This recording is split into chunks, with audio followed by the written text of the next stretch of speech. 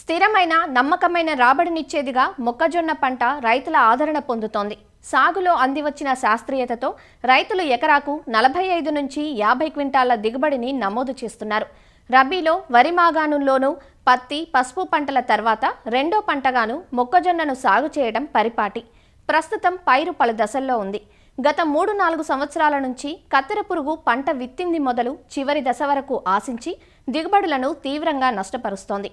దీనికి తోడు కాండం తొలుచు పురుగు, పేనుబంక, పాము పొడ తెగుళ్లు తమ వంతు ప్రతాపాన్ని చూపెడుతున్నాయి. వీటిని సకాలంలో గుర్తించి సస్యరక్షణ చర్యలు చేపట్టాలంటూ వివరాలు తెలియజేస్తున్నారు ఆచార్య ఎన్జీ రంగా వ్యవసాయ విశ్వవిద్యాలయం, శ్రీకాకుళం జిల్లా నైరా వ్యవసాయ కళాశాల విస్తరణ విభాగం అధ్యాపకులు డాక్టర్ డి చిన్నమనాయుడు. ఇటీవల కాలంలో చూస్తే మొక్కజొన్న విస్తీర్ణం చాలా ఎక్కువగా పెరిగిపోవడం మనం గమనిస్తున్నాం. ప్రత్యేకించి శ్రీకాకుళం, ఉత్తర కోస్తా జిల్లాలు, రాష్ట్రమంతా కూడా అదేవిధంగా రైతులు ఈ మొక్కజొన్న పంట మీద మొగ్గు చూపిస్తున్నారు. ఒకటి దున్నకుండా జీరో టిల్లేజ్ పద్ధతిలో వేస్తున్నారు. అదేవిధంగా దున్నేసి కూడా చాలా మటుకు ఈ మొక్కజొన్న వేయటం అనేది జరుగుతుంది. మరి వీటిలో కూడా ఈ సస్యరక్షణకి సంబంధించినటువంటి సమస్యలు కూడా చాలా ఎక్కువగానే వస్తున్నాయి. మరి వాటిని కూడా రైతులు సరైన శ్రద్ధ పెట్టి నివారణ చర్యలు చేపట్టాల్సినటువంటి అవసరం ఉంటుంది. మొక్కజొన్న దిగుబడికి, పెరుగుదలకి సమస్యగా మారుతున్న చీడ ఏమిటంటే కత్తెర పురుగు. ఇది పొగాకు లద్దె పురుగు జాతికి చెందిన ఇంకొక పురుగు. మొక్కజొన్న వేసిన మొదటి వారం నుంచి కూడా ఈ కత్తెర పురుగు ఆశించడం మనం గమనిస్తున్నాం. దీనిలో ఏంటంటే లక్షణాలు కనుక చూస్తే, ఒకటి ఆకులు కొరికినట్టు ఉండడం, అదేవిధంగా ఆకులు మొవ్వుల్లో రెట్టలు వేసినట్టు కనిపించడం, అదేవిధంగా మొక్క పెరుగుతున్న కొద్దీ మనకి 20 నుంచి 30-40 రోజులు ఉన్నటువంటి మొక్కజొన్నలు అయితే ఈ పురుగు తాలూకు ఉధృతి చాలా ఎక్కువగా మనం గమనిస్తున్నాం. దీన్ని కనుక మొదటి దశలోనే సరైన జాగ్రత్తలు చేపట్టకపోతే తదుపరి దశల్లో ఈ జీవిత చక్రం అనేది అలా నిరంతరం ఉండడం వల్ల పురుగు నిరంతరం కూడా కనిపించి మనకి పంటను ఎక్కువగా నష్టం కలుగజేస్తుంది. ఇదేంటంటే ఇది మొక్కజొన్న లేకపోయినా వేరే మొక్కల మీద ఆశ్రయం పొందుతుంది కాబట్టి అది జీవిత చక్రాన్ని అది కొనసాగిస్తుంది. ఒకటి ఏంటంటే విత్తన శుద్ధి చేయమని చెప్తున్నాము.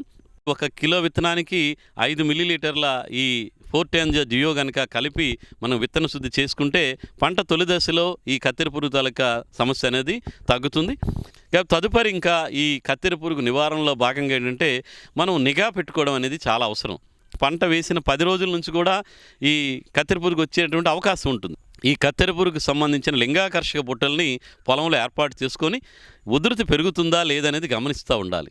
అదేవిధంగా మొదటి 10-15 రోజుల్లోనే వేప నూనె 3000 ppm అయితే కనుక 5 మిల్లీలీటర్లు 1 లీటర్ నీటికి చెప్పున కలుపుకొని, లేదా 10,000 ppm వేప మందు కూడా దొరుకుతుంది. అదైతే కనుక 2 మిల్లీలీటర్లు 1 లీటర్ నీటికి చెప్పున కలిపి మనం పిచికారి చేసుకుంటే కత్తెర పురుగు మొదటి దశలో ఉండేటువంటి ఈ గుడ్లు కానీ, లార్వా కానీ, గొంగల పురుగు కానీ, ప్యూపా దశలు కానీ చాలా వరకు నివారించబడి ఈ కత్తెర పురుగు ఉధృతిని తగ్గించుకోవడానికి బాగా ఉపయోగపడుతుంది. అదేవిధంగా పంట పెరుగుతున్న కొద్దీ ఆకుల మీద రంధ్రాలు కానీ, లేదా ఆకులు తినేసినట్టు ఉండడం కానీ, రెట్టలు కనిపించడం, తిన్నటువంటి గుజ్జు బయటికి నెట్టినట్టు కనిపించడం ఉంటే కనుక తప్పనిసరిగా మనం రసాయన మందుల వైపు వెళ్ళాల్సిన అవసరం ఉంటుంది. మరి దీనికోసం ఏంటంటే ఎమామెక్టిన్ బెంజియేట్ అనేటువంటి మందును ఎకరానికి 100 గ్రాములు 200 లీటర్ల నీటిలో కలిపి మనం పిచికారి చేసుకుని, దానితో పాటుగా వీలైతే కనుక వేప నూనెను కూడా కలిపి పిచికారి చేయడం వల్ల ఉధృతి తగ్గినట్టు కూడా మేము క్షేత్రస్థాయిలో గమనించడం అనేది జరిగింది. 15-20 రోజుల్లో కూడా మళ్ళీ కత్తెర పురుగు తాలూకా ఉధృతి గమనించవచ్చు. అప్పుడు ఈ క్లోరెంట్రా నిలిప్రోలిన్ కొరైజన్ అనేటువంటి మందును 0.3 మిల్లీలీటర్లు 1 లీటర్ నీటి చెప్పున కలిపి రెండో దఫాగా పిచికారి చేసుకోండి. అదేవిధంగా పంట 45-50 రోజుల సమయంలో, అంటే పూతకి దగ్గరగా ఉన్నప్పుడు కూడా ఈ కత్తెర పురుగు సమస్య వచ్చే అవకాశం ఉంటుంది. అప్పుడు స్పైనోసాడ్ అనేటువంటి మందును 0.3 ml 1 లీటర్ నీటికి చెప్పున కలిపి మరి పిచికారి చేసుకుంటే మనకి కత్తెర పురుగుని సమర్థవంతంగా నివారించుకోవచ్చు. కండె తయారవుతున్నప్పుడు, కండె నిండుతున్న దశలో కూడా మనకి కత్తెర పురుగు ఉధృతి పెరిగేటువంటి అవకాశం కొన్ని ప్రాంతాల్లో మనం గమనించడం జరిగింది. కాబట్టి అప్పుడు పిచికారి చేయడం కష్టం అవుతుంది. మొక్క 5 నుంచి 6 అడుగుల వరకు పెరిగేసి ఉంటుంది. కాబట్టి ఈ విషపు ఎరలు తయారు చేసి వాటిని గనక మువ్వుల్లో గనక వేయగలిగితే ఆ విధంగా మనం కత్తెర పురుగుని నివారించుకోవచ్చు. థయోడికార్బ్ అనేటువంటి మందును 100 గ్రాములు 5 కేజీల తవుడు, అదేవిధంగా కేజీ బెల్లం, వీటిని కలిపి మనం విషపు ఎరను తయారు చేసుకొని వాటిని ఉండలుగా చేసుకొని మొక్కలు మువ్వుల్లో కనుక వేస్తే ఈ విషపు ఎరకు ఆ కత్తెర పురుగు లార్వా మనకి ఆకర్షించబడి చనిపోయేటువంటి ఆస్కారం ఉంటుంది. కాబట్టి ఈ విషపు ఎరను తయారు చేసుకొని వాడుకోవాలి. అదేవిధంగా ఎక్కడైతే పిచికారి కష్టమవుతుందో, అంటే ఒక్కోసారి లేబరు దొరకడం కానీ కష్టమవుతుంది. అదేవిధంగా మొక్క పెరుగుదల పెరిగిన తర్వాత కూడా మరి పిచికారీ చేయడం కష్టమైనప్పుడు మనకిప్పుడు డ్రోన్లు అందుబాటులో ఉన్నాయి. డ్రోన్ సహాయంతో కనుక పిచికారీ చేస్తే మనం మొక్క పైన పిచికారీ చేసే అవకాశం ఉంటుంది కాబట్టి ఆ విధంగా కూడా మనం కత్తెర పురుగుని నివారించుకోవచ్చు. అదేవిధంగా ఇంకొక పురుగు మనకి గులాబీ రంగు కాండం తొలిచే పురుగు, అది కూడా రబీలో వేసిన మొక్కజొన్నలో మనకి కనిపిస్తుంది. పంట 15-20 రోజులు, నెల రోజులు ఉన్న సమయంలోనే కాండం తొలిచే పురుగు కనిపిస్తుంది.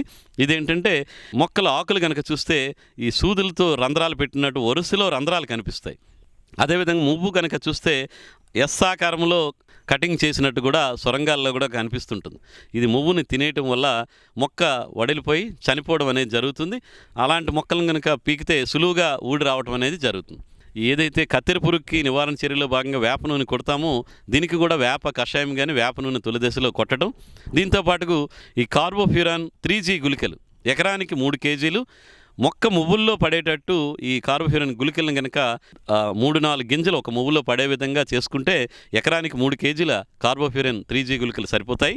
లేదా అది వేయడం కష్టం అనుకుంటే కనుక ఈ క్లోరెంట్రానిలిప్రోలిన్ మనకి ఎకరానికి 60 మిల్లీలీటర్ల మందు మనం కనుక పిచికారీ చేస్తే మనం సమర్థవంతంగా నివారించుకోవచ్చు. వీటితో పాటుగా పేనుబంక అక్కడక్కడ కనిపిస్తుంటుంది. ఈ శీతాకాలం సమయంలోని మనకి పేనుబంక కూడా అక్కడక్కడ రావడం గమనిస్తే దానికి డైమిథియేట్ అనేటువంటి మందుని 2 మిల్లీలీటర్లు 1 లీటర్ నీటి చొప్పున కలిపి పిచికారీ చేసుకోవచ్చు. మొక్కజొన్నలో వచ్చే మనకి ప్రధానమైనటువంటి తెగుళ్ళు ఈ పాము పొడ తెగులు అని చెప్పేసి మనం గమనించడం జరిగింది. మొక్క తాలూకా కింద ఆకుల మీద, కాండం మీద మనకి గోధుమ రంగు, జేగురు రంగు కలిపినటువంటి బూడిద రంగు కలిపిన మచ్చలు కనిపిస్తాయి. ఈ మచ్చలన్నీ కూడా ఒకదానితో కలిసిపోయి కాండం మీద చూస్తే పాము పొడ చర్మం మీద ఉన్నటువంటి మచ్చలాగా కనిపిస్తుంది. కాబట్టి దీన్ని మనం ఈ పాము పొడ తెగులుగా మనం చెప్పుకోవడం జరుగుతుంది. అంటే ఎక్కడైతే ప్రతి సంవత్సరం మనకి సమస్యగా ఉందని రైతులు గమనిస్తారో విత్తినటువంటి 40 రోజుల సమయంలోనే ఒకసారి మనం ఈ ప్రాపికొనజోల్ మందు అయితే కనుక 200 మిల్లీలీటర్లు 200 లీటర్ నీటిలో కలిపి పిచికారీ చేయడం కానీ, లేదా కార్బండిజం అనేటువంటి మందు అయితే కనుక 200 గ్రాములు 200 లీటర్ నీటిలో కలిపి పిచికారీ చేసుకోవటం. ఇలా చేయడం వల్ల కూడా మనకి పాము పొడ తెగులు, బొగ్గు కుళ్ళు తెగులు అని అంటారు. ఇది కూడా శిలీంధ్రాల ద్వారా వచ్చి మొక్కలు మధ్యలో విరిగిపోవడం అనేది జరుగుతూ ఉంటుంది. కాబట్టి వీటి తెగుళ్ళ నివారణకు కూడా జాగ్రత్తలు తీసుకుంటే మరి రబీలో వేసినట్టు మొక్కజొన్న నుంచి కూడా మంచి దిగుబడులు తీసుకోవడానికి అవకాశం ఉంటుంది.